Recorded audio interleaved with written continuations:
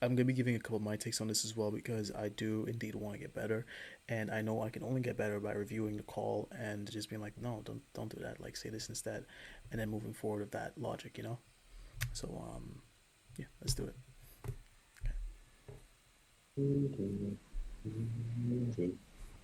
Okay, you can see my screen, right? Yes, sir. Awesome.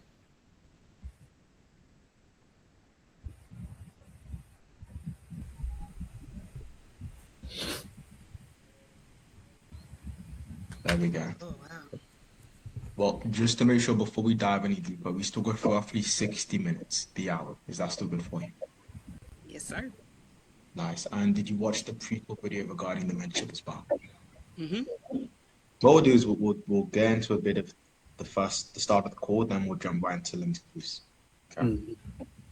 Perfect. I do want to pause this here. Shane has been training me for the past 3 or so months, and honestly speaking, like the training I've gotten from him is just next level. It is genuinely next level. It is that getting into closing, it's definitely something that I need as a new closer and as someone who actually wants to do good at closing. It's definitely something that I need, and I honestly appreciate him. So Shane is the guy. Like that is the guy that you want to go to when it comes down to just getting into sales. He's trained me really well. He's given me a bunch of resources, and honestly speaking, it's been a major help for me. Right. But yeah, his discovery call and the reason why he asks certain questions is very precise. And it's honestly something that I've been taking into my own and it's honestly something that I've been taking into account like very very well. Just how he asks questions. Like, to me, it's the best thing ever. This dude, like just how he asks questions is like really good. It's really great. So yeah, let's get into this. That's awesome. You like you see how he asks questions. He asks instead of saying like, "Oh, like what's your main goal of getting into high ticket sales, whatever it might be, whatever offer that he's selling on right now." He asks, "What is the main reason you're looking to make money with XYZ?" Because this is like bizarre B2B, sorry, bizarre B2C, right? He asks like, "What is the main reason?" The reason why we ask that question is because we don't want to ask them like the outcome. We want to get the real reason why we're on the call.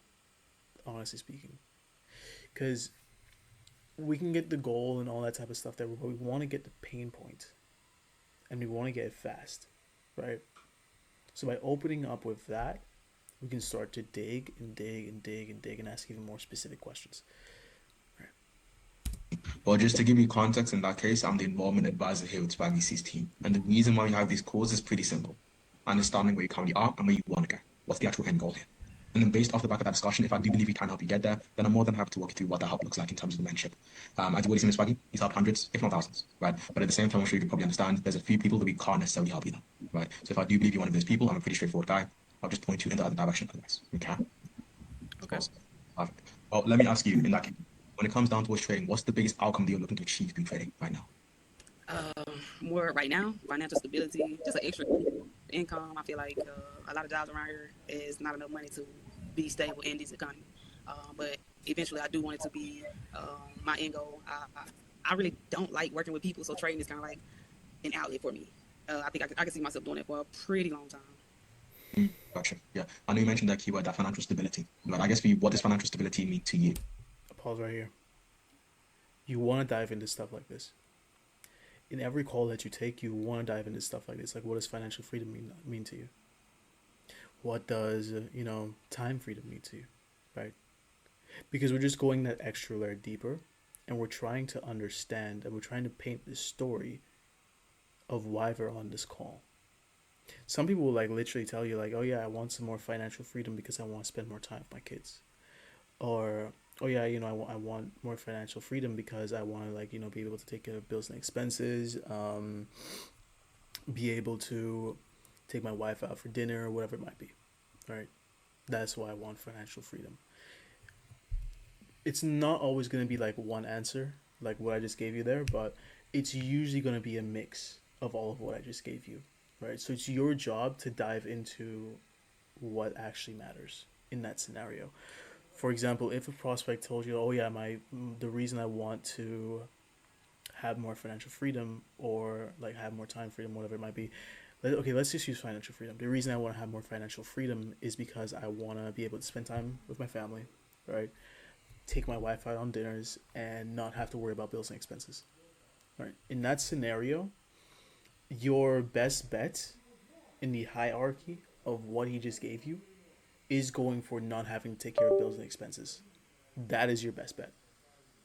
That is the one that you should go on. What just happened? Yeah. That's the one that you should actually lock in on because ultimately, if he took care of his bills and expenses, okay. Yep. As I was saying again, sorry about that. As I was saying, your best bet is locking in on bills and expenses. The reason why we do that is we're thinking about okay, if we had, okay, the reason why we're doing that is because we're looking at it like this. We want to solve these problems. Which one of these problems, a question I like to ask myself on mock calls at least, is like which one of these problems, if we solve them, the rest would be solved, right? Not having to worry about bills and expenses. Let's actually like dive into that. You asked him a question like you said, like you not having to worry about bills and expenses. Could you elaborate on that for me? Then you go that extra layer deeper, right? And then later on, you can go an extra layer deeper into spending time with their kids, right? Like the main purpose of this, and the main reason why I'm telling you this is like get granular with your discovery. You want to go into the nitty gritty. Tonight, specifically. Notice that. Not bad. Yep. So this is what you've been going over, like financial freedom, time freedom, financial stability, generational wealth, legacy. What does that mean to you specifically? I feel like all my life I just been a help to people, and a lot of people come to me for a lot of different things, and sometimes I'm not able to be there for them because of my personal situations, and I just feel like I could be a bigger help to people if I had more income coming, or just me if I'm settled where I'm at. I wouldn't necessarily have to worry about what I have to do before I go help someone that needs me. And a lot of people, I feel like I got a lot of people around me, and I'm like the one everybody lean on. So I just feel like with me being more stable financially, I'll be able to help more. Quick pause When here. you say people lean on you, which people? Sorry. Quick pause here. Yeah. I'm feeling as if like this person. Yeah, I'm getting a lot of like backdrop from me, bro. Yeah.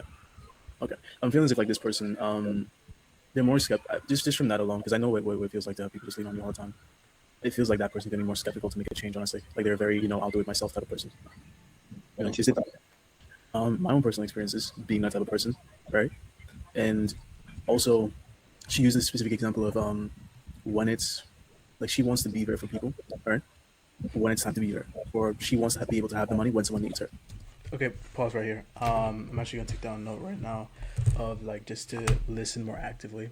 I'm actually gonna take down a note like right now, just quite literally just telling myself like remember to like listen actively, honestly, because you need to repeat these words back to them, right? The words that they're giving to you, you actually need to go ahead and like repeat it back to them. You can't just like bail yourself out with just saying oh yeah, like you mentioned like people having to like lean on you. No, like what did they actually say, right? So let me make a note here. So call review.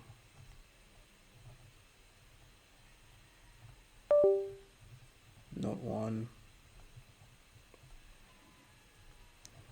Remember to actually actively listen.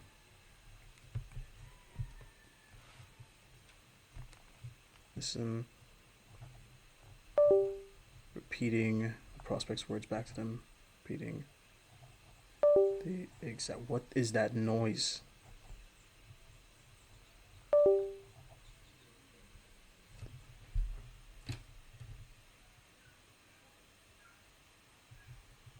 What?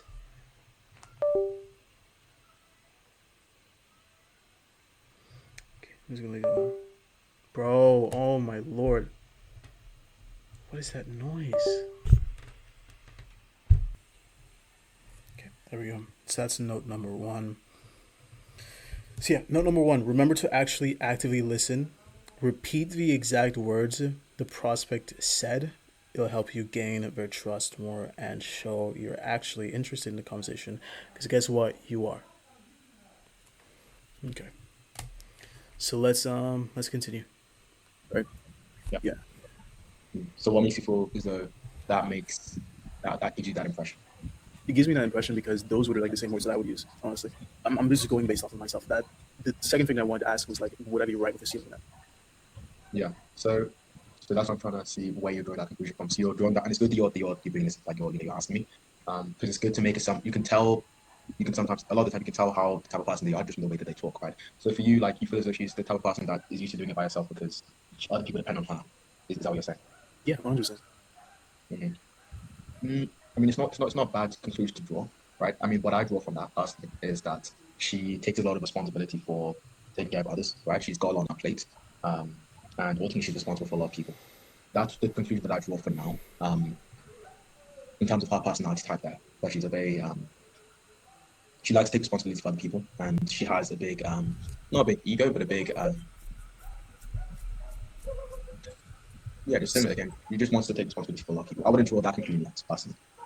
When would you draw that conclusion? That she wants to do. Well, I'll draw that conclusion if she gives me something along the lines like from now up until having years down the line. If she speaks about her doing things on her own in the past. If she tells me that it's been the last few years and she's been just going on YouTube doing X, Y, and Z, but she hasn't actually reached out to a mentor, then I can draw that conclusion. Or if I can tell that she has a high ego, right, and that she's just used to doing things by herself, um, based on just the way she's speaking, then I can draw that conclusion. But for now, right now, from what she's spoken to me, I personally wouldn't draw that conclusion yet. Yeah. So just like yeah, there we go. That is the stark difference between me and my mentor. I'm already drawing a conclusion about him. Right. I'm not letting them get in. I'm not letting them get another word in. I'm already drawing a conclusion about them, their life, how they've been doing things. I'm already drawing a conclusion, which is it's not bad to do, but this early in the call is not good. Right. This early in the call is not good. What my mentor just said there, and what he's 100% right about is like wait until you get more context. Wait until you get more context, and then you can actually draw that conclusion. So ask more questions, dig up some more, get a little bit more granular, right? Before you draw that conclusion, you can start to piece it together, right? You can start to piece it together, but like don't immediately just draw that conclusion at all. It's not good, right? Okay. Just let the conversation roll on first, and then when I get more evidence to support that claim, yeah. Or Yeah. just, oh, and I'll just wait for my evidence. Yeah, wait for my evidence. Support it. Then I can draw. Okay. That makes sense. What we found too. Let me say that. I got brothers and nieces and nephews. That's my wife. Her side of the family. Like her little brother, they love being around me, being with me. So I just feel like it's time for me to just step up and do something, or just basically hold myself accountable because I feel like I've been trying to trade for a long time. I just can't get it to connect, And I don't know. I need something to, I guess, validate what I'm doing, where I'm going wrong, or what I need to do different. I think I look at it one way. Like I watch videos, stuff like that. But when I'm in the midst of trading, it's like my mind just get jumbled up. Like See, now we can start to kind of piece together. Like she's pretty much telling us like she's been. Now we can start to draw that conclusion slowly, right? She recognizes she needs help. She's been doing it by herself. It sounds like we need to probe more to understand she really has been doing stuff by herself. But you see how now we have a bit more clarity. Yeah, that's what it's saying. That's what it's saying. I forget certain things. Like You're right. Note right here. Don't draw the conclusion immediately. Hold up. Note number 2. Don't draw a conclusion immediately. Wait for more context.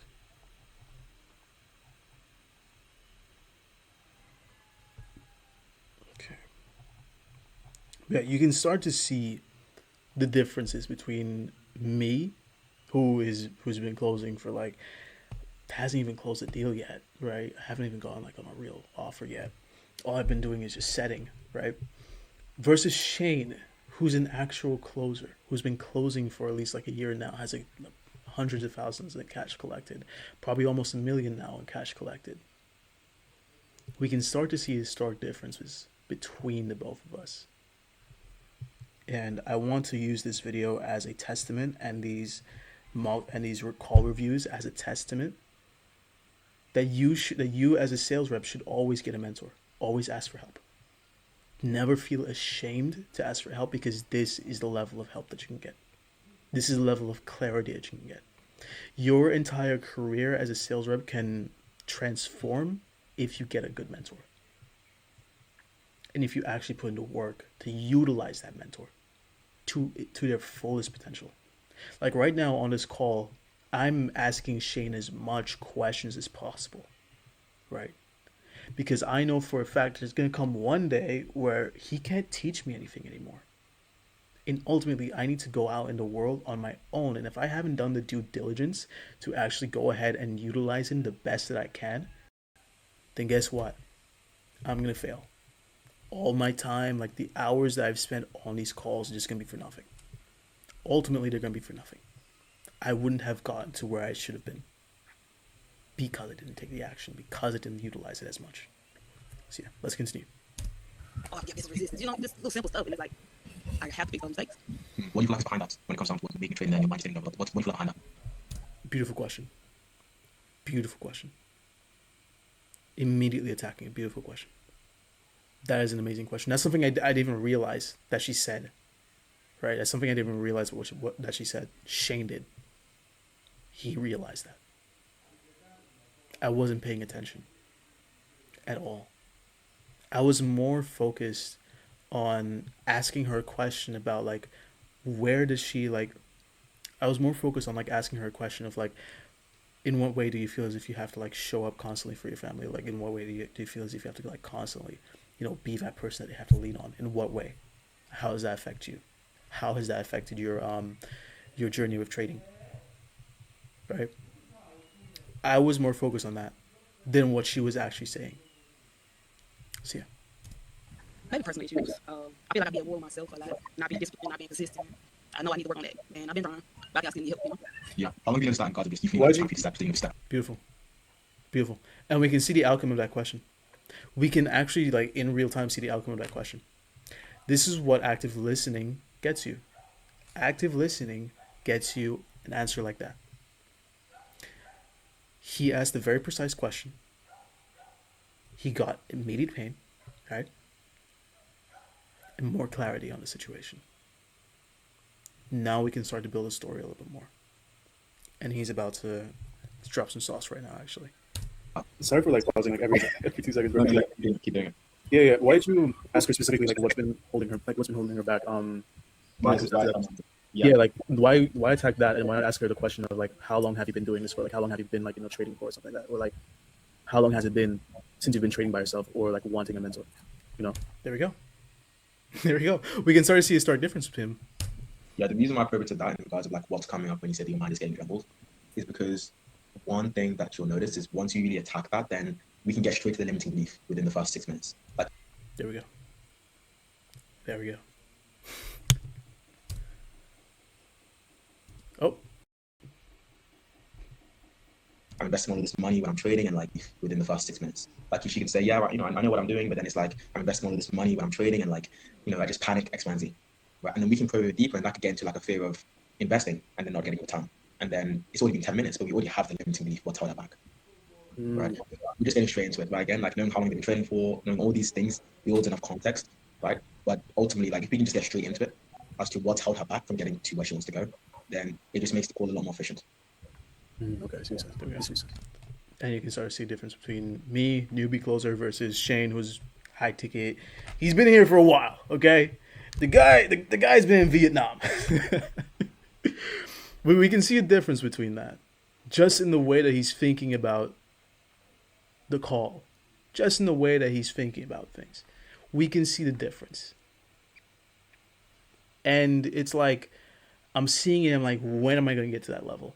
Honestly speaking, I know that obviously it's more reps, it's getting yourself on a good offer, it's getting yourself on an offer, taking radical accountability, training constantly. Like I know it's that for sure, but it's like seeing the level that he's at, it's inspiring, right? It's really and truly inspiring. So I would say that as well. Like get your mentor that is very, very inspiring to you, and you feel as if like you can just honestly like get a lot out of them and utilize them to the fullest. Honestly, I think after Shane, I'm definitely either gonna go for, like once like next year, not next year, like once I actually like hop on a good offer and I'm making a G amount of money, I'm gonna go for Tristan. Honestly, I'm gonna either go for before Tristan. I'm actually gonna go for Blake. Yeah. So before Tristan, I'm gonna go for Blake, but I might just go Blake. Who knows? So yeah, but this guy, yeah, yeah, always good to have a mentor. Always be investing in yourself. Always utilize your mentors, boys. Always utilize your mentors. That's good. That's really really good though. I'm seeing that Right. Yeah. yeah, I'm just seeing that what's it called?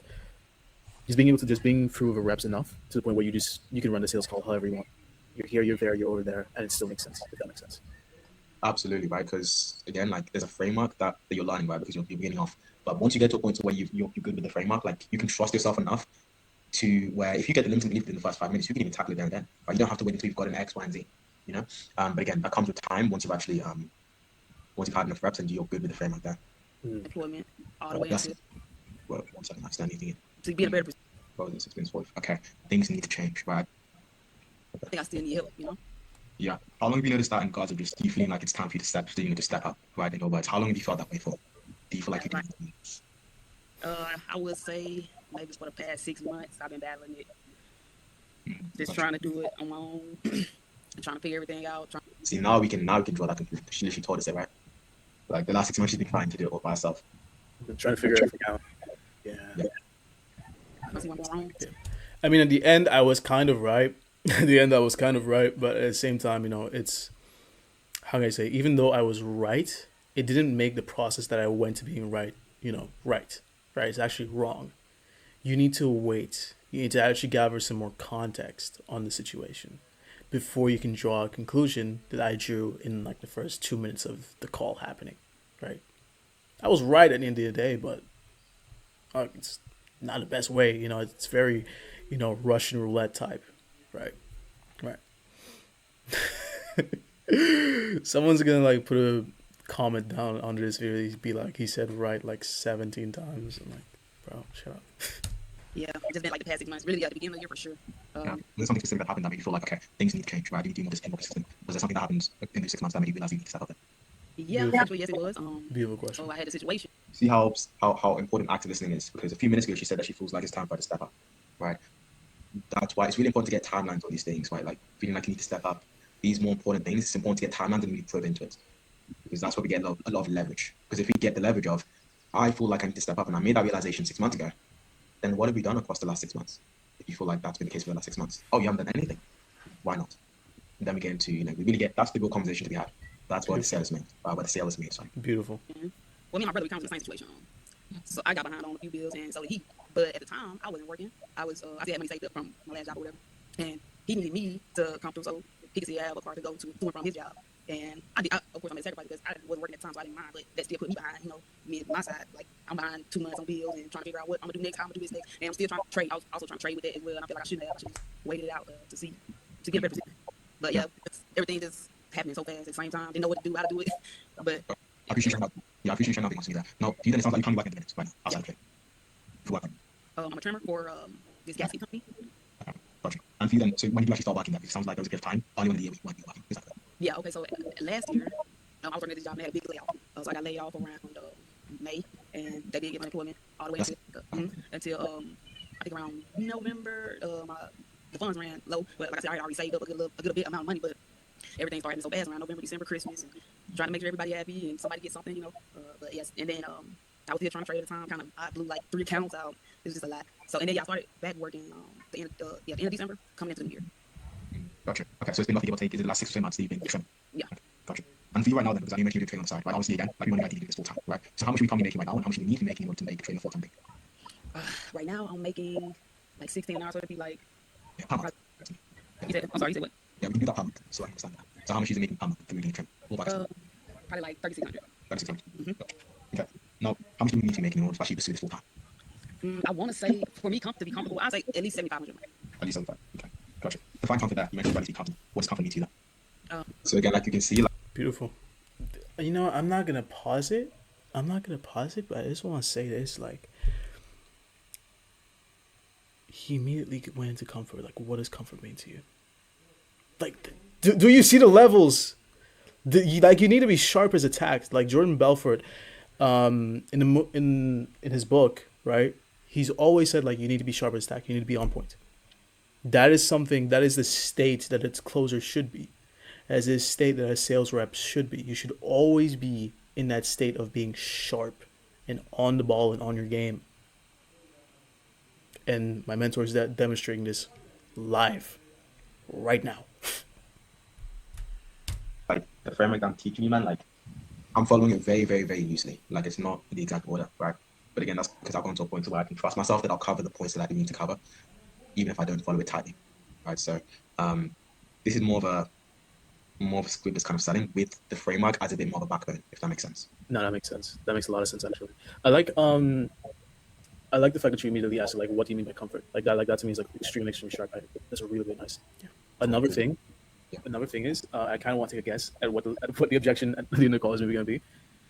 One of two. It's either I can just keep on figuring it out on my own, or I just don't have the time to do it. You know. Yeah. Again, I'm making assumptions, right? I'm making assumptions, but I've never I like don't have any context around this. I'm just hearing what she's saying, right? And I'm making that assumption. Is it a good way of doing things? No. You need more evidence to support this claim, to support what it is that you're saying, and that's exactly what I'm not doing right now. I have a little bit of evidence, right, to give me an idea of what it is, but not to like firmly tell myself, like not to have like a firm belief that yeah, this is actually what the limiting belief or what the objection at the end of the call is gonna be. I don't have that yet. It's gonna be one of those two things because she mentioned like being not bogged down, but she mentioned being Active listening. Again, I failed right there. kind of strapped for time a little bit, honestly, with her jobs. Yeah. Again, failed 3 times. And those, yeah. Strapped for times. That's not what she said. Yeah, good assumptions. Good assumptions. Let's see. Let's just get right to it now. All bills paid, nothing. Yep. I don't have to worry about no bills. Oh, sure. I feel like I worry about bills a lot. Like every time I get paid, a bill has to be paid. You know, Yeah, how long before that way? Like, worrying about those stuff. probably like the last. I'm actually gonna like break my rule again. I'm gonna make another assumption on this review. I'm gonna make another assumption on this review. As I'm reviewing this, it may just be like, oh, like I don't think I have enough left over at the end of the month for me to pay my bills. That's understandable objection. I believe that is what that objection might be. Honestly, like if that's very specific. That's very specific, but I guess I'm just going for all of the negatives. That's what I'm doing right now. I'm just going for all of the negatives. Year. Last year. You see how I keep on going into timelines? Like how long He's really good at that, honestly, he is. how long you feel like you need to step up, how long have you been worrying? Why do you think I do that? It's to build a story at the end of the day, because you want to build a story build a story, get the context, and ultimately understand how long this issue has been costing them. Yeah. To build leverage. Yeah. To build leverage. Okay, we've been going for that. Note number 2, stop waffling, get to the point. Stop waffling. Get to the point. I'm hard on myself, okay? Shut up. The last 1 year. What have we done in the last 1 year to get out of this position? To build leverage and to build a story as well, but more important, to build leverage that I can challenge how I made it on. Yeah, it's just like every time I don't know. And that's why I feel like I need to figure out a way to make more because I always have You can tell there's a lot of pain behind this prospect. Like she's going through a lot. You can tell. Yeah, something going, something. So somebody don't need especially me, for you know? her own internal identity. She's going through a lot, especially like her own internal identity, where she views herself as the provider, as someone that people lean on. You know, not being able to pay the bill, like worrying about the bills for a year. That's what she identifies as, right? But then her not being able to do that, like how do you feel like that's affecting her, right? That's exactly what it is. Yeah, it's attacking her identity. It's eating her up. Right, exactly. Right. So I was about to say, like, There we go. That's another thing that I want you guys to do is another thing I need to do. I'm actually going to make a note of it. So this is 4 notes so far. Note 4, put yourself in your prospect's shoes. Put yourself in their situation. How do you feel like for this prospect specifically, when she's saying like, oh yeah, I'm a person who provides, I'm a person who helps out people, I'm a person who people lean on, right? That's a really big title to carry, right? And if you aren't able to do that, then your internal identity is going to be eaten up when you're not able to do that. That's just how it is. It's just like natural. Think of it as like that's just a natural order of things. That's just humans in general, because to us it seems contradictory, right? It's like I have this internal belief of me being the provider, me being the person that other people can lean on, right? I'm always there for people. Yet like I can't do that to the capacity that I can't do that to the capacity that's sustainable, right? That is it sounds contradictory in their minds and doesn't feel good to them, right? It really and truly doesn't feel good to them. And that could be a really big pain point for them to change. And that more than likely is a really big pain point for them to change. Yeah. So yeah, just put yourself in the prospect shoes. Let's actually make a note of this. Put yourself in their shoes. Ask yourself,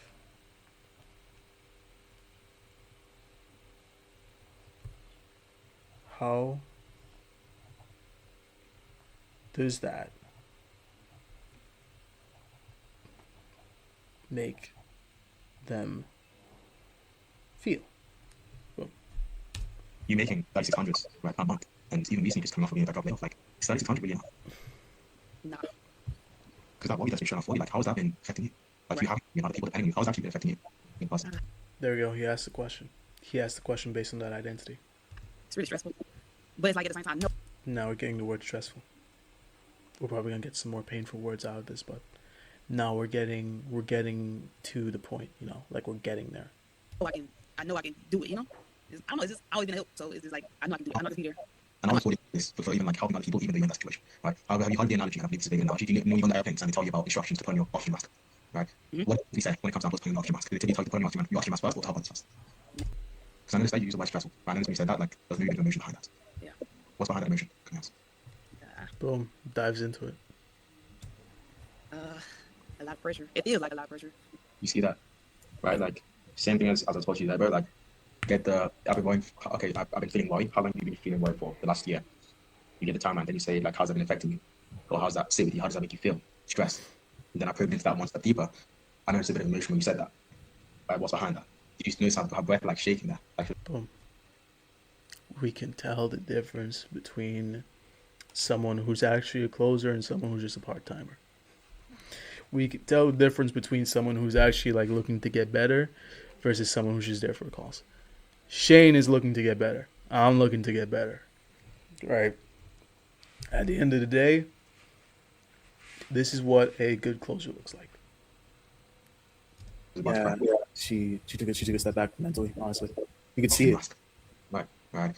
What would you say when it comes down to putting on your oxygen mask? Did they typically tell you to put on your oxygen mask first or to help others first? Mask first. Because I noticed that you use the word stressful. I noticed when you said that, like, there's maybe a bit of emotion behind that. Yeah. What's behind that emotion? Can I ask? A lot of pressure. It feels like a lot of pressure. Honestly, I think I overthink it though. I overthink a lot. I think that's what makes my training up too. But Yeah, overthinking. That's very common. Over the last year, that's how long you've been feeling that way, right? Is that what you feel like has prevented you from actually reaching your goals already of making the 75 yeah. Yeah. No. So you said that's what started back overthinking. Now we need to probe into that. What's behind that overthinking? Why is she overthinking? What do you feel Boom. And this is where I believe we're going to get into the limiting beliefs. like is behind that? Like, what do you feel like is behind everything? For some people, actually, I'll first let you answer that, give examples. But what do you feel like is why are you overthinking your traits? And just in general, just overthinking in general. I think I'm scared to lose. You see that? That's the limiting belief. Boom. Fearful of trying to best. You fear failure, really. Fear failure, man. What if this doesn't work out? What if? That's what it is, and that's what's tackling the pull. Because if we don't tackle this right now, what's going to happen at the end of the call? They're gonna say, does this actually work for me? Or I don't believe that it's gonna work for me. I'm scared of failure. Fear I failure. don't like to fail. I don't like to lose. I don't like to be wrong. Well, I'm not gonna say be wrong because I like to learn, and I know to learn you have to make mistakes.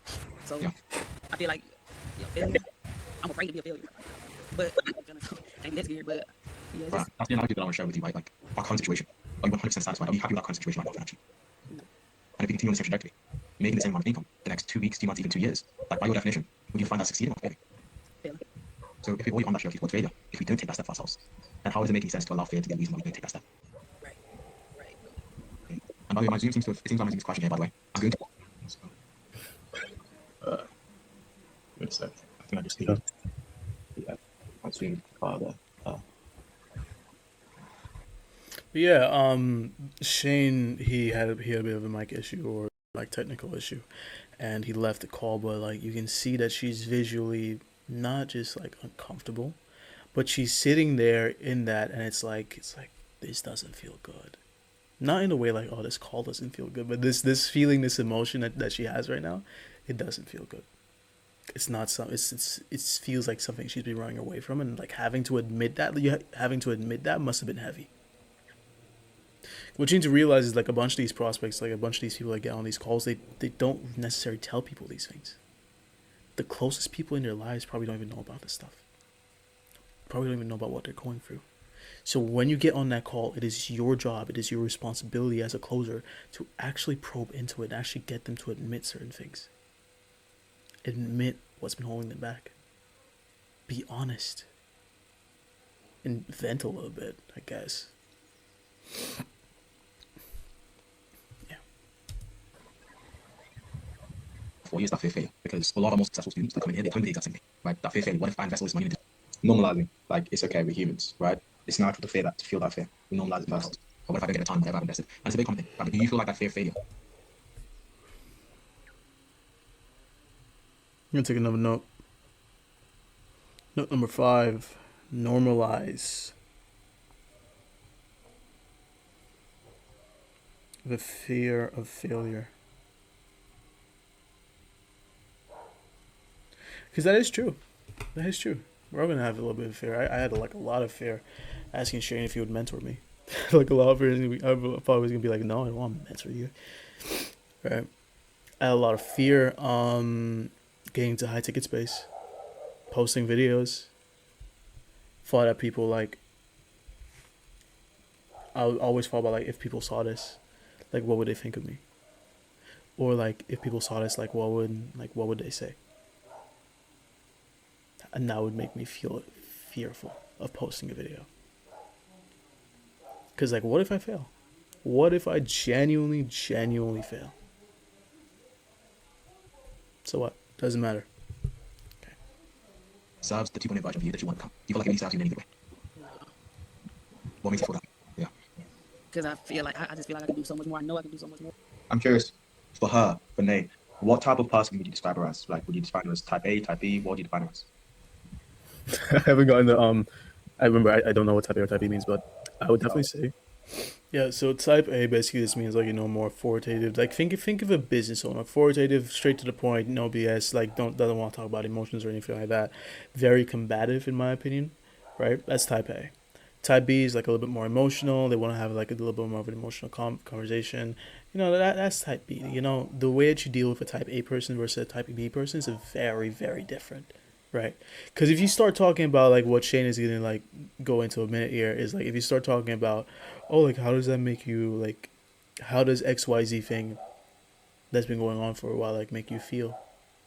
Make me feel like, what are we talking about, bro? Like just like to get to the point, right? That's type A. Right, type B, they're gonna be a lot softer. You need to motivate type B. Honestly.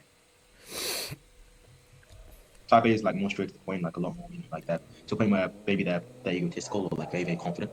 They get the job done. Right? Pretty much like majority of entrepreneurs. Type B, like they're softer, right? You've got to build them up pretty much. Because you've got to build them up really, like give them confidence. Which of those do you feel like she is? type B for sure. Type B. I would say it's Yeah. Yeah, she's type B. She's type B. Yeah. Like what Shane was saying is 100% correct. Yeah, what you'll see me do is like what you'll see me do is like try to mix the two, honestly. But if you try to mix the two, I don't think it works. I don't think it works. You're just gonna confuse yourself. Stick to one thing. it's gonna be a mix because her I can do it attitude, I'm capable of doing it, that type of stuff. That attitude, it's you can see it in type A, but the way that she's handling this right now and the way that she's getting a bit emotional on the call, it's type B. Yeah, I'd definitely say she's more type A for sure. Yeah. And it's just me sitting here overthinking what if, Overthinking, right? It's a type A person overthink, but it's always what if in my mind. But I've been thinking like that for a minute now, so I'm trying to break that thought process and think more positive because it's just really holding me back. I feel like it. I can feel it. Right, because like, what if the results been? Like allowing that thinking and fear and the what ifs to hold us back. Like, what is the time being on that? How much have we been making through trading month to month through this? Nah, nothing. Okay. So right now we're not making any profit right now. No Right. problem. So for you, like, Are you actually willing to actually let go of that fear of failure so that you can live that lifestyle to where, for one, it's not stressful, but two, you can provide for the people that you care about, so your wife, family members, brothers, nieces, nephews. But for three, you can actually be that person for them as well. Are you willing to let go of that fear of failure? Appealing to their own internal personality here, I would say. It's really good. It's really, really good. Yeah, no, you can see a difference. Stark difference between me and him. I don't know. I guess, but I don't. I know I need to let it go though. I need to let it go and just do it. Yeah. Fully, intentionally. Because that's the battle that we're facing, right? Like, we know that we need to face it, but there's a difference between knowing and actually doing. Right.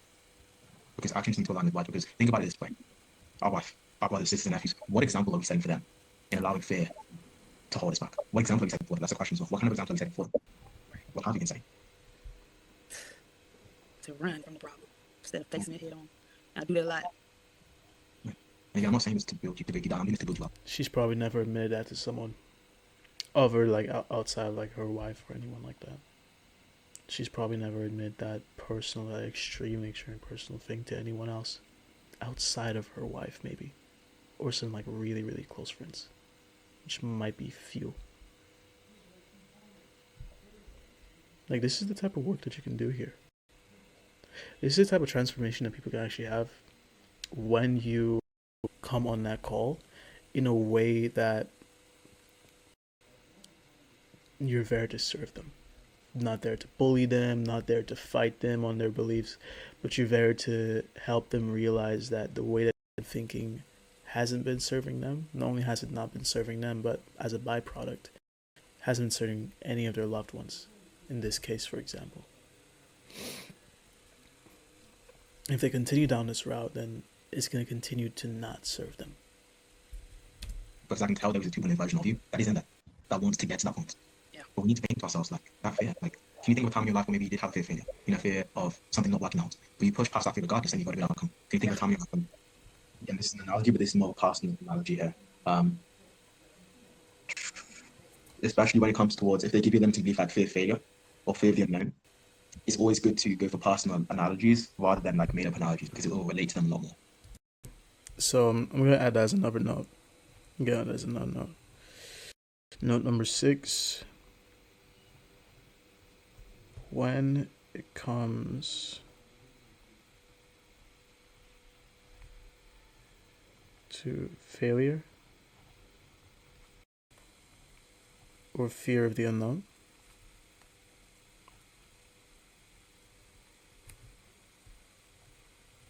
use a personal analogy. There you go. You can say something like that. Yeah, I was actually thinking about like I was gonna say like, well, why is that? Like, why would it relate to them Again, just ask your mentor questions. Like, be curious. Be as curious as a mouse. a lot much more? Like, why do we use personal analogies? As a mouse? Whatever. More for this situation than we would for like, let's say, sorry, then we would use a different analogy, like for example, the Elon Musk analogy. You know? Yeah, why do we use a personal analogy here and not a personal analogy there? Yeah, if you're not familiar with the Elon Musk analogy, it's basically like, Elon Musk has X amount of hours in a day, has wife and kids, and he also runs like multi-billion-dollar companies. Yet he still finds time to play video games, that type of stuff. And essentially, what we're trying to do with this analogy is we're trying to get them to say like, yeah, I haven't been prioritizing the thing that I'm on this call to solve. Yeah, that's it. It's very it's an analogy that's detached from the person, honestly. Yeah. The reason why we don't use it there. Yeah, good question. The reason why, man, is because like it's a lot harder to. Because think about it this way, man. Like at that point where we're giving them, they give us a time excuse or money excuse or whatever the case may be, right? We're trying to reframe the way that they're already thinking, right? And if we give them a personal analogy, they can't. Their personal story has been them making excuses, so we can't extract a personal analogy to where they haven't used time as an excuse, or to where they haven't used money as an excuse. Right? Let's say, for example, you say to me, "Yeah, the reason why I haven't gone to my goals is because I just haven't had time." If you really think about it, like if I wanted to try to use a personal analogy, saying, "Oh yeah, can you think of a time in your life where maybe you didn't have the time to be pushed past regardless?" You can do that, but at the same time, though, it just isn't going to. It's not going to reframe them fully to where that because how do I say this? Time is not an excuse. Time is not the limiting belief. That's just a smokescreen. We need to really uncover what is the real objection. Is it self-doubt? Is it fear? It always boils down towards fear. Time, money, kids, these are all excuses. You can't. Yeah, man. It's hard for me to put this into words, but only use personal analogies when it comes down towards fear, because that's the true objection. Time and money, those are false objections. Those aren't real objections. I got that. Understand Yeah, that. yeah. Give me an example. Okay. Actually, at this job, when I first started, I was about to give up because I felt like it was too hard. I wasn't gonna get it. See, I'm trying to build her up because you can tell with her, like, she's the type of person that you need to build up. Right? You need to give her confidence that she can do this. Be there for her. Give her confidence. I see that. And I just feel like I might as well quit before they fire me, right? But stuck it out and actually hired me on, so it worked out. And I'm pretty good at it now, so. There we go. Right? Why did you stick it out regardless of those thoughts? Why did you push past that fear regardless?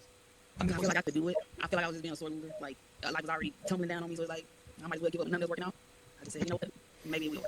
And I just, it worked. Yeah. The key word, like, I know that I can do this, right? That kind of thing. Because the thing is, right, like, is it bad to say that you're white? Like, the reason why you're doing this, to be able to provide for your family, like, that's the reason why you're doing it, right? Right. Is it bad to say that you're white or strong enough for you to keep on pushing through and to do whatever you have to do to get there? Right? Yeah. You've got to ask yourself, like, how is this any different? Right? You want to get from point A to point B. Same thing here. You want to get from point A because you're currently are. You're more satisfied, you are feeling stressed and worried. To point B, do you have that feeling? Like, how is this any different? If I accept yourself. It's not. Because again, like, it's not, right? It's not. Yeah. Because there is that side of, like, yes, you understand that the fear is there, but again, there's a difference between seeing and doing. What a lot of people get wrong, they think, when I become this successful person, people say when I become rich, when I have all this money, then I'm going to become a different person. That's what a lot of people get wrong. But the truth is, it's first about becoming that person. Right. Aligning your actions with that of that person, and that's when the money comes to you naturally. So for you, like, there's a two-point version of you, right? That doesn't allow fear to hold them back. But also, there's also a one-point version of you as well, which allows that fear to actually hold you back, and you don't take actions that you're supposed to take. Out of those two ones, which one do you want to become? I need to become a 2.0 version. Why do you say the word need as opposed to why do you say need? It's a strong word. Beautiful. Beautiful. Instead of saying like, why do you need to become that person, he's just like, why do you say the word need? Love this guy. Love this guy. He's sharp. I feel like it helped my life in so You can even see it on the call too. I was really impressed with that. many ways. Because I think about the future a lot. Like me in a job, I just don't see that working for a long time. Just people, people just really, when you working in these environments, people just, it's just weird. They do weird stuff, say weird stuff, so much negativity. And I try to block it out while I'm trying to face everything here. And it just, all just crashes in my mind. Everything just clashing together. I feel like I need an outlet. I need to get out. I got to do something. I don't know. But I feel like trading, I feel like I can be very good at it. I don't take the time like I should. I know I don't. I'm not consistent. And I just, like, I randomly pull up a chart one day and, well, not one day, because it'll be consistent like throughout the week. But I wouldn't, like, backtest. I wouldn't have a solid strategy that I'm going by. Or I have strategies written down and still forget about it. It's like, Yeah, I'm it's just all, it's all training psychology, that's all it is. But when it comes down to what's that, like, being in a position to where we are getting to our goals, like, what do you feel like we need to let go of in order for us to get through that? In family, what do we need to let go of? I gotta stop being scared.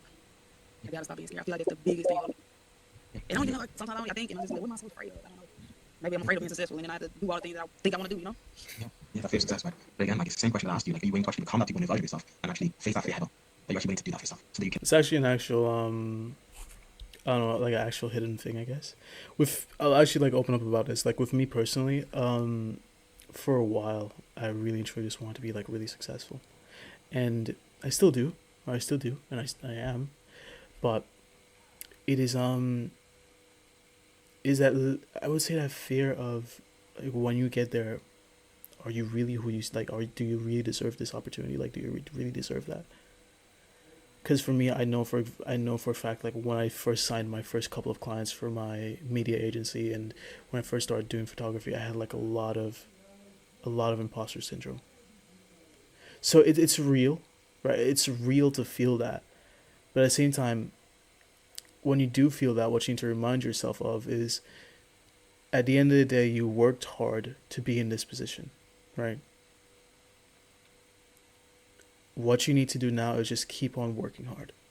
Just keep on working at it. That's all you really need to do in this moment right now. That's how I got over my imposter syndrome of like, being a closer, being in sales, right? Because because the last offer that I was on for setting, I wanted to be a closer, and they were just like, no, like we're not really hiring any closers right now. We don't really have like the capacity for closers right now. I was like, hey, like I'll set my own leads. I just want to be a closer. Imagine that guy telling you like, I'll set my own leads. I just want to be a closer. Stayed on there for another month. It didn't make me a closer. And for a while, I thought that I wasn't good enough to be a closer. That's why it never made me a closer. But I got over that by simply just putting myself around other closers, putting myself around Shane, putting myself around Tyler, putting myself in a Bible study community which had like hundreds of closers, right?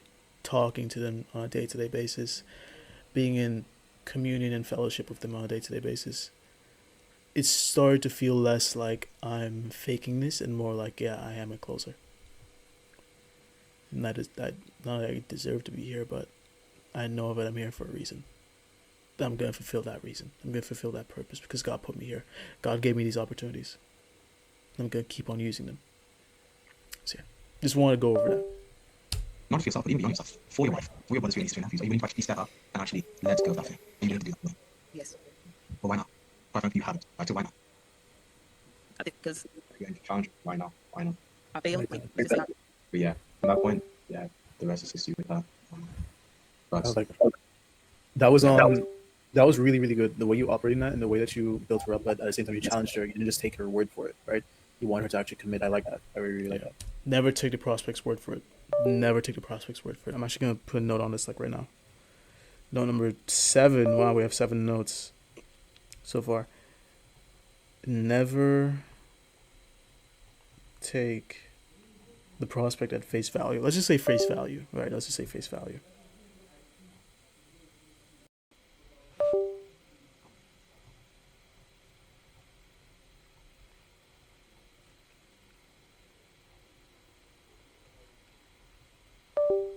What is making that noise?